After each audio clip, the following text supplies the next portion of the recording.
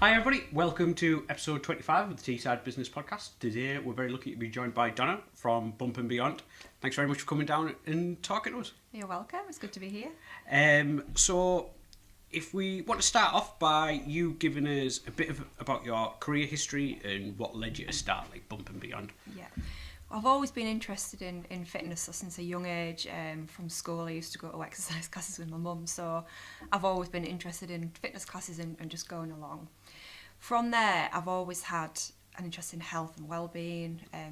So from school I went in to study National Diploma in Sports Science and then went to university, did a diploma in nutrition, and then started teaching classes, just generic exercise to music type classes, bums and tums, all that sort of thing. And then after I'd had my two boys, I'm moving up here to Teesside because originally I'm from York. I wasn't really aware of any classes for mums. So it was basically started from then. I thought, right, I'm going to have a look and see if there is anything out there and go from there. So I just decided to give it a try. Give it a bit of a go. Yeah. So for those watching and listening that don't know, what is it exactly that Bump and Beyond does? So I do a range of things. Obviously, I suppose as it says in the tin, so I do a range of classes from pregnancy. So that includes Pilates, just general fitness, to what else do I do? I do exercise classes with mums and buggies, so we do it in the parks. And okay. Do you do it in Rockner Park around the corner? Yeah, I'm sure I've seen so it when I've been Rockner walking Park, the dog. Preston Park. Yeah. So most of it is predominantly outside, just purely because it's a lot easier. Babies tend to be a bit more entertained than being sat, in a particular venue. Yeah. So buggy classes, personal training, that again tends to be in people's homes or outside, just predominantly because they have the babies with them. Yeah. So I try and keep all my classes as friendly as possible for mums and babies. But it's not just mums, grandparents come along as well. So I get a lot of grandmas that come. Yeah. So it's it's open to anybody really, as long as they've got a pushchair with them or a child in tow on a scooter or bike or that's absolutely fine. The other things that I do, I'm MetaFit as well, so that's a bit more hardcore intensity, but I tend to get a bit of a pathway. So I get a lot of mums that come to the buggy fitness and then they sort of gradually develop and go on to doing the more strenuous MetaFit classes. Also doing Pilates as well, so I do a lot of generic Pilates, so not just aimed at mums, but just general population really. So tend to do that in just a community venue, so try and keep it as accessible as possible. I do a lot of businesses, so go into businesses and deliver Pilates as well. And then I also do nutritional programs for people, which tends to tie in, everything sort of comes together, so they might probably do the exercise classes and they do the nutritional program as well. That's fantastic. So do you offer it from people who are like in pregnancy all the way through as well?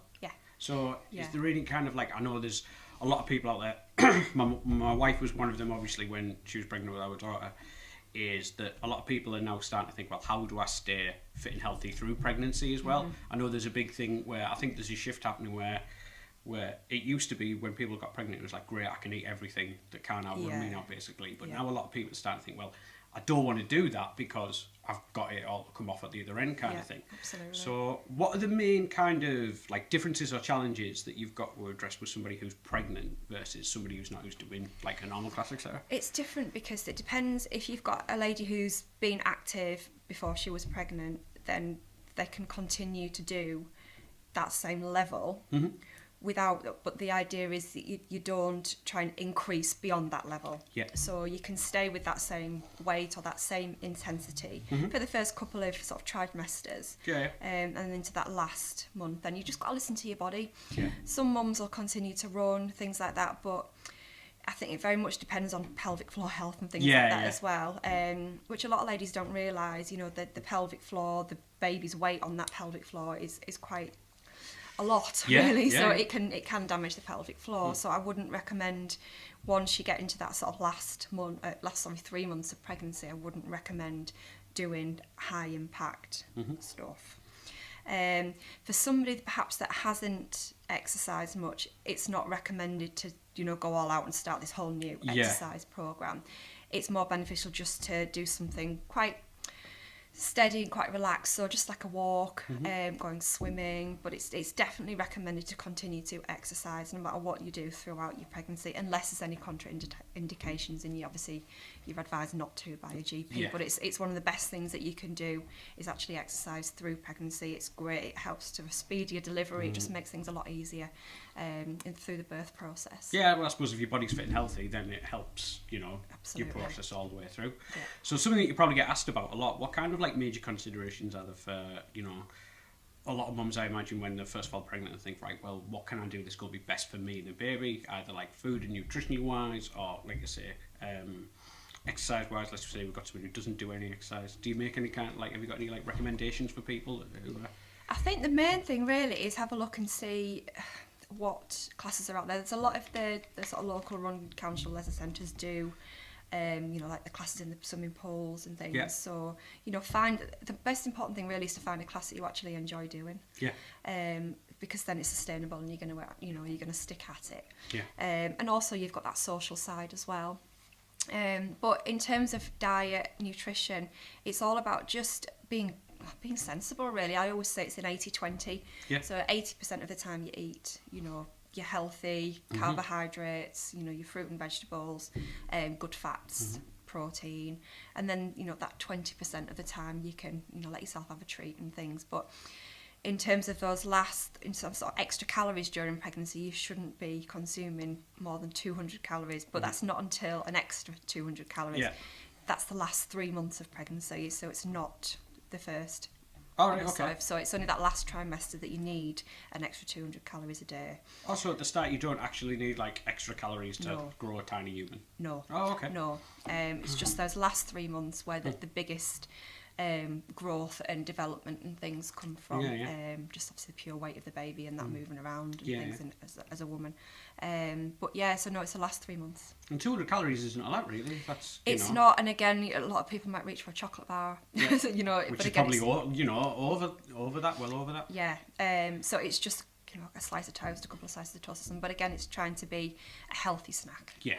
Yeah. So when, obviously, let's say someone who's gone all the way through all the trimesters, etc., and then they gave birth to the baby, how long would it before you would say they were returning to exercise and things like that? Like, obviously, we want to put it out there. Every single person's different. Absolutely. Always discuss your GP and everything like that. Like, every case is different. But have you got any general guidelines? It is. The general guidelines is a minimum of 6 weeks. Okay. But like you said, it's very different for each lady. Yeah. That we all know how tired you get when you've just had a baby. Babies don't sleep. You don't sleep. So the best piece of advice I can give is to listen to your body. I don't encourage anybody to come straight away from 6 weeks unless they feel like they want to. There's a lot of things that a lot of ladies don't realise that actually sort of happens during the first 6 weeks. They don't realise there's still a lot of repair going on. They might feel okay, but there's still a lot of things that are still need to be repaired. One of the things being a separation of the abdominals, which is called diastasis. Yeah, my wife had that. Yeah, I had it as well, which is another of the reasons why I got into this whole, obviously classes and things. But the separation is something that it doesn't happen in everybody, and in some ladies, after they've had the baby, it comes back together. But it's basically you've got that line down the centre of the tummy, and the tummy muscles come apart. Yeah. So what you need to be careful of is you can make it worse. Yeah. So a lady that's hasn't had it checked, which is not something that is routinely checked by the health visitor midwife. So again, that's something else to be aware of. Ladies do need to make sure that they get checked for, which is something I can do at my classes and things. So they get checked, but as I say, if they have got it, there's different exercises that they should avoid doing. For example, planks and things like that they shouldn't be doing. Yeah. Or burpees, squat thrusts, which really frightens me, really. They shouldn't be doing that anyway, really, at 6 weeks. And again, pelvic floor health and things like that as well. We just need to make sure that the pelvic floor is okay. Yep. Which again, a lot of ladies don't like to talk about the pelvic floor. Yeah. But it's so important, and it's not normal to have a weak pelvic floor after you've had a baby. Your pelvic floor should be perfect no matter whether you had a baby or not. Yeah. And again, it's it's listening to your body and making sure that pelvic floor is okay. And if it's not, you need to stick to low impact exercise and ask for advice as to how to to build the strength of that pelvic floor up. And it's all linked to the core. Yeah. which is another thing, again, that I can help ladies with. So one of the things I did earlier on this year was a core workshop, and it was predominantly aimed at, right, how do we strengthen the core? What is it? What can we do? And it's not just exercises that you do, you know, in a class. It's also things that you do in a daily pattern as well, you know, your daily sort of movement habits and things. So you will get your 6 to 8 weeks checked by your GP, midwife, and then again, as long as they say it's okay to exercise, you can. Ladies that have had a C-section, it's anything from 8 weeks. But again, you know, the C-section, the scarring and everything still takes a bit of time to go down. Other things that you need to think about as well is if you're breastfeeding, yes, you can still continue to exercise, but you have to make sure that you don't go all out and go too mad, because there's a lot of hormones and things still going around the body when you're breastfeeding, so it makes the joints very lax still, so you're more at risk of injury. So the best, you know, is to choose an appropriate trained individual like myself who can give you that right advice and coach you properly and build up, you know, gradually back to that level of fitness that you were at before.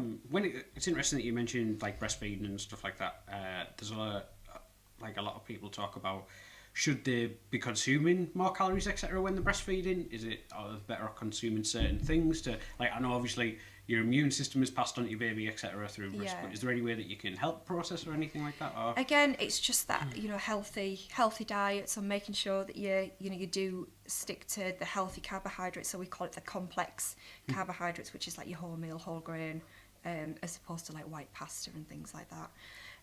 But obviously all those nutrients that you eat go through to baby as well. So plenty of fruit and vegetables, trying to stay away from the sort of the high, what we call that glycemic index, so make sure that we try and sort of stick to the lower glycemic index. But yeah, just general healthy diet, again, allowing yourself treats, but you are supposed to have a few more calories when you are breastfeeding as well. Which is usually, well, it depends, because every baby's different as to how much they take. But again, it could be about up to 500 calories that a lady needs. But again, that should be through healthy, not sugary sweets and snacks, which a lot of ladies will reach for because it's just convenience. And, you know, you're tired and you want that sugar fix. Well, that's the thing, like, especially, I noticed it, obviously, with my wife, that she would spend, like, obviously, large portions of like not eating, and then all of a sudden it was, oh my god, I haven't eaten anything, I'm starving, and it was just being able to reach for something. So like you say, having healthy stuff like available for her reach was like a big help. Definitely. So does it matter then, like, let's say, like, I'll use the example of my daughter because it's the only kind of example that I've got really, but my daughter never really liked milk. Like, she wouldn't drink more than like 6 ounces at a time, so and she's small, like she always has been. She's fine, but she's just on the small side. Does it matter, like, if you've got somebody like that versus, like, let's say a baby who's drinking, like, 12 ounces and stuff like that? Would you need more calories for the one? So that's kind of the best way to kind of think about it. Definitely, and obviously to stay hydrated as well. So particularly if you're exercising, you need more water. And, again, try to drink water or, well, healthier juices, you know, sort of fresh juice diluted, pure orange, things like that, as opposed to, you know, cordial or anything, or fizzy drinks. Again, just try and stick to healthier drinks. So when it comes to, obviously, like, when you've come through all that and you're going back to exercise, etc., I know you said before that you can bring, like, your babies and stuff to class, and obviously it is child friendly. Like, what do the classes kind of look like? Because I imagine there's a lot of people out there, I think, well, I would really like to get back in there, but it's, you know, it must be a daunting thing going somewhere with a newborn if it's your first one and stuff like that. So if you give people a bit of that. Yeah, I mean, I think the first thing to point out is, you know, yes, ladies that are coming on their own, it is a very, very daunting thing, and all the ladies have been in that situation, and I think what they'll really get out of the group is that whole social aspect. So what we will do in the group is we usually start off with just a brisk warm up, which is just a walk with the pushchair. So we tend to do a little loop or something, about 10 minutes, you know, and then we'll stop and do a bit more of a mobility warm up. And then from there, we usually go on and do a bit of sort of cardiovascular. It tends to be quite a lot of like interval-based sort of activities and exercises. But what we tend to do is try and give low impact and high impact alternatives for the ladies with pelvic floor issues, anything like that. They can choose whichever option they want to do. So it's not a boot camp, anything like that. More, I just sort of say, if you want to go easy, just go easy. It's not, you know, I'm not going to push you to your limits or anything because it's just not safe. So then we usually get out some resistance bands and things like that, so equipment wise, and we do a little bit of upper body strength, lower body strength. So it's a mixture of the two, so toning and fitness as well. Yeah. Sometimes we do some floor work, depending on what the weather's like. Yeah. Sometimes we do a lot of partner work as well, which is another really great thing about the social side. So we actually kind of actively encourage people to talk to one another. So there'll be partnership work in there. You know, they'll get a resistance band and they'll do work against each other. So that just brings out that whole conversation. It's, in a way, it's a nicer way to get to know other mums than perhaps going to a mother and toddler group or something. Yeah, it's kind of less force, isn't it? Where you kind of like, you have to talk to somebody. Make friends. Like, it comes naturally, doesn't it? Yeah, and you know, that's a lot of the mums that have they've got friendships for life. You know, they meet each other now, even though they're back at work. You know, they continue to meet, which is brilliant. Okay. That's awesome. So, and did it kind of like follow like a structure when you very first start to, like you say, when you've had your baby for a while, like you say, it ends up leading, like for some mums, through a metafit and things like that. Like, do you have like classes that are like, say, newborns or like toddlers, or or is it all? No, it's just all. They all come as one. So there'll be some babies that are maybe 10 weeks old through to toddlers. Oh, right, that are up to 2, maybe a bit more. As long as they're okay, and some mums, obviously they don't like to be strapped in the pushchair after a certain age. Yeah. So what we tend to do, get mums like that, we just stop more. And we do activities more in one spot, so the toddlers can just get up and have a little bit of a walk around. And I'm always on hand to keep an eye on them and run around after them as well, while the mums can get a bit of time. And the same with the little babies as well in the pushchairs. I'm always on hand to give them a little bit of a rock. As needs to be, so the mums can get a little bit of exercise done. It's definitely good that you've come from obviously having 2 children yourself, that you kind of have that understanding. I think there's a lot of stuff out there where you see people giving parenting advice, not parent advice, but advice to parents, and they've never had children themselves and stuff like that, and it is, it's a difficult time for it is, and I think that's the thing, that there is a lot of other fitness classes, etc., out there that perhaps mums are going to, but it's just making sure that instructor has awareness, of the separation of the abdominals, pelvic floor issues and things like that, and I think that's really important to stress. It's so important to just check. Yeah, that you've got like those underlying issues. So you do stuff for and obviously you did say that you did personal training, but do you do like programs for people if they want to do the classes, but then do other stuff like afterwards, like if they want to do a daily walk and stuff like that? So they can just come to me, and obviously they might not be able to make one of my classes a week, so outside of that I try and give them hints and tips and just little workouts perhaps that they can do at home while the baby's sleeping. So it could be just like a 10-minute thing that they can do. I'll get a lot of asks as well for sort of the Pilates based stuff, because the Pilates is how you heal the separation of the abdominals. So sometimes I do a one-to-one session with somebody just as a one-off, just to show them what to do and what exercises to do, and then we sort of just keep contact over the phone or when I see them at a class and things as well.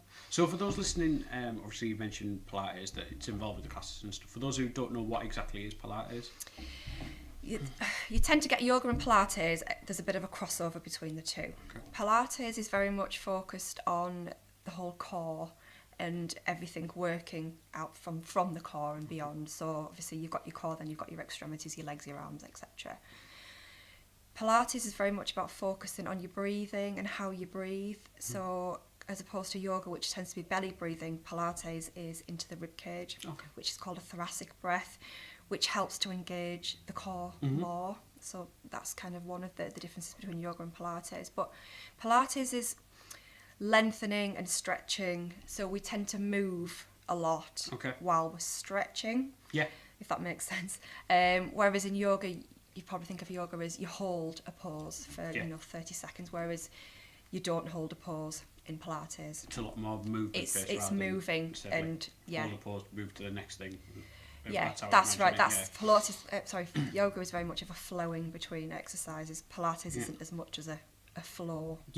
It's so it's lengthening. It's very good for strengthening the muscles as well, and it's about working the smaller muscles. Is Pilates. So you've got your big quad muscles, your hamstrings. Those big muscles over time, if you don't use the smaller muscles, will take over all movements, which then they kind of lose what their function's supposed to be. So Pilates is about, where's those little muscles that support the big muscles? So in Pilates, what you do is you actually focus on all of those small muscles and then obviously the big muscles end up getting their function back to normal. So it's the posture, you know, you've got lots of muscles that support the posture, and pregnancy can make the body actually come out of that proper posture and alignment. So that's what Pilates is really good for, is actually making sure that, you know, the posture is back to how it was before, and making sure that the pelvis is aligned again, the head and the neck, the shoulders, everything is back to alignment. So it's a brilliant form of exercise. Yeah, I can imagine there's like a lot of like change or issues that arise when I start to think of pregnancy and things like. Obviously towards the end people are a lot less active, so they're sitting a lot more, maybe on sofas, probably not in ideal positions. And then when you have a baby, it's a lot sitting because obviously you're feeding them or rocking them, etc. But you generally have one arm that you hold them with, and like obviously like your back and like being hunched over. I imagine there's a lot of stuff that like you might not have had a bad back before, but after you know you realise that you're getting a bad back, I can imagine a lot of stuff like that happens. Yeah, and you know, Pilates, you start to learn where your weaknesses are and where your strengths are. So you might find that you're tight on one side of the body, for example at the hips, but you're fine on the left side, for example, but you're tight on the right. So it's about, right, how do we address that, and how do we get that working properly again as it should be. And is that one of the things you implement right from when they first come to classes all the way through? Can they do it from beginner level? Pilates is a brilliant form of exercise to do all the way through, because it's the core, because it's looking at, you know, that alignment and that posture. And as you've said, pregnancy alters your alignment and your posture. You know, you tend to get a lot of backache and things, so Pilates is great for trying to relieve that, trying to reset that balance back. And obviously then after you've had baby as well, that core's already pretty strong from doing that Pilates, so it's a lot easier to get the core back to what it was. So yeah, definitely. So obviously you said at the beginning one of the things that you did is that you moved from York to Teesside.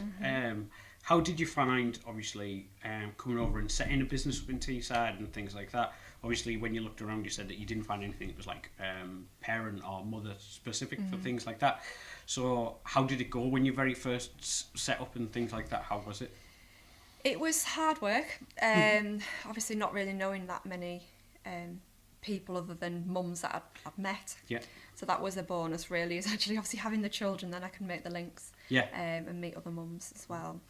The best avenue that I found was social media, so Facebook was probably the best thing for me at that time, and that's basically how I promoted the classes.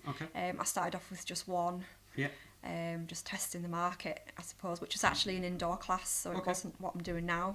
So, but it didn't work very well, so I changed, obviously, sought advice from the mums, what they wanted. Is that how it evolved into being more of like an outdoor type thing? Yeah, definitely. I thought personally that mums prefer to be indoors because of the weather, but that wasn't the case. So, you know, just lessons learned. Moved it to outside. But has it been going well? Has been other like challenges that you've had through your time? Or? The biggest challenge is probably the weather. Now I'm outside as well. It's the good old English weather. I mean, it was brilliant. We had brilliant summer. I can't complain. I had really busy classes over the summer. Now it always dies down anyway this time of year. I get my few sort of hardcore mums, as I like to call them, that come no matter what the weather. But then, and obviously it gets towards Christmas as well, it quietens down. But obviously the indoor classes, MetaFit, things like that, I've continued to just, you know, pretty same numbers all the way through, because I have an indoors, although in the summer we go outdoors, which is brilliant. It's great to be able to do MetaFit outside. But it's obviously, I imagine it's, you know, depending on where you do ventilation and things like that. So we do, as I say, so I do like 3-4 MetaFit classes a week, and they're all relatively similar sort of numbers.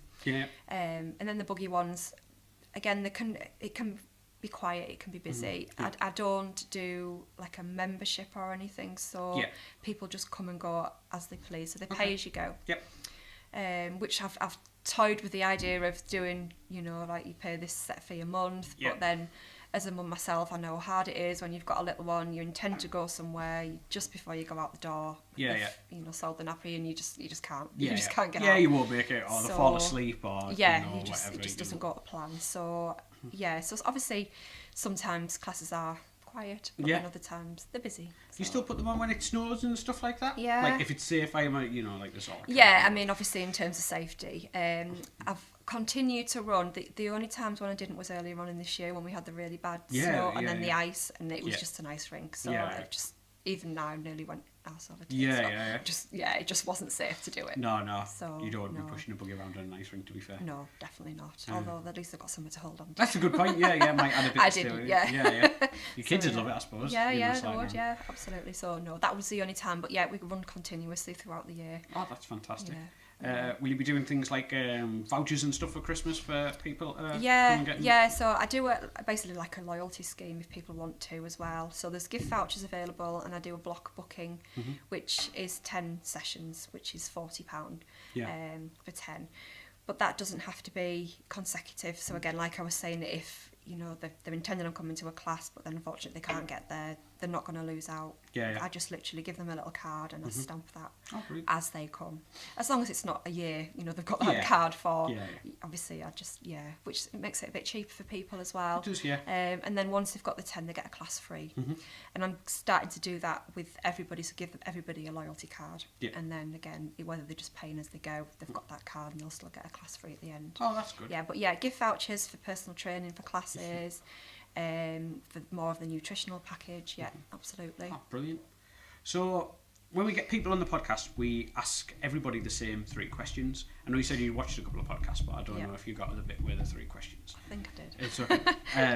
The 3 questions that we ask everybody, because we want to see there's no wrong answers, it's just everybody's opinions on stuff. So the 3 questions are, I've forgotten the 3 questions. What was it? The first one? What does success look like? Oh, that was it. So, what does success look like to you? Because, everybody's different. Some people it's a monetary thing. Some people they want more time with the kids, etc. No matter what it is. It's like, what does success look like personally to you? The third one is, have you ever had like a failure, or you perceived it at the time as a failure or a setback that's later led on something good for you, whether it be a success or, we've had loads of great stories around that. And then the third one is just one thing that you're obsessed about or really into at the moment. We've had gadgets, TV shows, there's people who come out who are really excited to get a new bit of equipment for their business or whatever it is. Like, there's been loads of stuff. So we'll start with the first one. What does success look like to you? I think personally it is about that family, so it's a work-life balance, so it's making sure that I have time for the kids and obviously everything that they want to do, and also time for the business as well. I'm not gonna lie, money's great, but it's not about having millions or anything like that for me. It's actually about just being able to live comfortably and pay the bills. That's all I'm bothered about at the end of the day. I'm not after a flash car or anything like that, but it's making everybody sort of aware, as many mums as I can, aware about the classes and what I do and what From Bump and Beyond Fitness is all about. And that's basically that's all I want really, is just to be happy and to be a family work-life balance and paying the bills.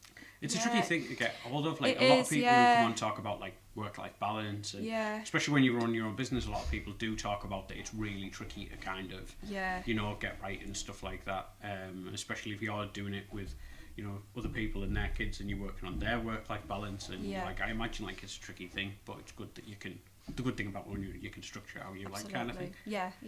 So the second question was, have you ever had they're obviously very finite words, but a failure or a setback that later turned into something good for you down the line? I've got a couple. I suppose it's all related to the same thing, but there's a couple of classes that I've tried to run that just didn't work. So lessons learned from them, it was the time that didn't work for people. It was the venue. So moving on from that, I changed the time, moved to a completely different venue, and the numbers went up. So it's just trial and error. Some venues will work, some venues won't. But I think for me, it's not taking it as a setback. I've took it just right. Okay, so that hasn't worked. So let's move on and let's just see. So trying to see it as a positive. And that positive outcome. I've got more numbers coming to that class. It's a better venue. So it's worked out for the better. Yeah, somebody said on a previous podcast, I like the term of like falling forward. Yeah. You know, so we've had loads of people who've kind of said that it's just like that is business where you try something, doesn't work, you try something else, might work a little better, and so on and so forth. A lot of people kind of get crushed by the first thing, but really it's just a way to learn to go on. Yeah, I mean, that's the thing. I mean, obviously I could have took it as right, that's it, it's not going to work. Yeah. But I thought, no, right, maybe it's just not the right venue, so it's just, don't be afraid of trying somewhere else. Yeah, and it's just another example of classically how it pays off. Yeah, absolutely. And the third one is, have you got something that you're obsessed with or really into at the moment? I think, but I've always been into it really, is my fitness. Yep. So obviously I take the time for myself to have a workout. Okay. So I get up early on the morning and that's my time before the kids get up. So I dedicate that, make sure that I've got sort of half an hour to 45 minutes for my workout and do that. And I guess one of the latest bits of equipment, I mean it's been out for maybe a couple of years now, is the loop resistance bands. So I've started using them quite a lot now. Lovely little circular band that you can do so many different things with. So if anybody's interested in sort of any bits of equipment, I would recommend that for the home. They're brilliant. So I suppose very versatile and portable and things like exactly. that. So that's fantastic. So that's a lovely little thing. That you can use. Sorry, we've had loads of different ones. Dan, who has a drone company, came on. He was really passionate about a drone that he'd just going to buy and stuff like that. And there's been people who really just someone came on, Mike, who just started watching Game of Thrones, so he was like unbelievably blown away by that. So there's been loads of different ones. It's just interesting to hear what people have got. So if there's any mums, etc. at home, they're either trying for a baby in pregnancy or just about to have the baby, where's the best place for them to get in contact with you? Probably on the I've got a website, which is www.frombumpandbeyondfitness.co.uk, but I've also got a Facebook page as well. So either of those probably the best ways to get in contact with me. I've got an email which is enquiries at frombumpandbeyondfitness.co.uk. Okay, we'll make sure all those are linked in the description for you. Brilliant, great. But no, I mean, happy for anybody if they've got any questions or anything, then to get in touch, absolutely. Oh, thanks so much for coming down. It's been really interesting talking about that side of it, because not a lot of people talk about the pregnancy there's health and fitness that's a massive thing, but obviously it's quite a small niche thing and a thing that affects everybody really at one point or another. So thanks so much for coming down. You're welcome. Thanks for having me. No problem. This has been episode 25 of the Teesside Business Podcast. The Teesside Business Podcast is promoted and produced by Person to Person Marketing. Thanks very much for listening.